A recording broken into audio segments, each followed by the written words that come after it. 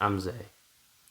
I've had some pretty wild stuff happen to me in my life, and honestly, you wouldn't believe me if I told you. I don't even know where to begin, so we'll start with the first time I ever went to a doctor. Well, by myself, anyways. I was 18 years old at the time, and, never gone into a doctor by myself. So, of course, my dad's there because I feel like I'm dying, and he pulled up and he's like, yo, I love you, man, but I'm going to wait in the car because, there's a bunch of sick people in here. And I'm like, word. So I'm sitting there and the lady calls me up and she's like, okay, whatever. I fill out all my information. I'm just like, oh, man, I feel like I'm dying. She pulls me to the back. She's like, okay, Dr. Poe will be with you shortly. Now, I don't know about you, but, I automatically get this image in my head of what this doctor is going to look like, just based on last name and things like that. So I'm sitting there and I'm waiting, and suddenly the door just flies open. Somebody had actually took their foot and pushed the door open. Wham! So I'm like, what the heck? So I'm like startled, and this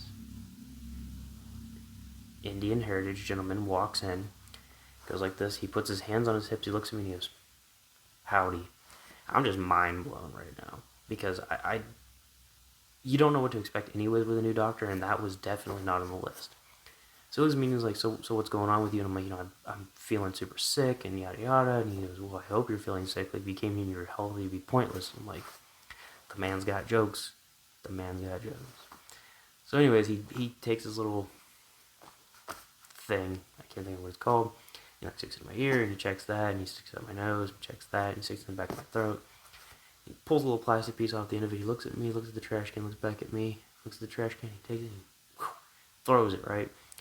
Hits the top of the trash can, shoots all the way up, hits the ceiling, lands on the floor. He looks at me and he goes, that's what nurses are for.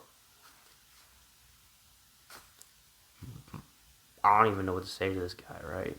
So, checks my heart, does everything else. He's like, okay, I'll be back in 1 minute. I gotta go write your script or whatever. I'm like, cool. So I'm sitting there and I'm waiting. It's been like 10, 15 minutes. This dude is gone, right? So the door opens up again. I think it's him. It's a nurse. And she's like, oh my gosh, I can't believe you're still in here. I'm like, well, yeah, the doctor said he'd be back soon. He just bounced. She looks at me and she's real confused. She's like, he went to lunch. We already wrote your script. I thought you were gone. I'm like, no, he said he was coming back. She goes, oh. No, if you just want to follow me out this way, that's fine. I'm like, okay. She turns around, she looks down. There's a little piece. She picks it up and throws it in the trash can. The man was right. That's what nurses were for.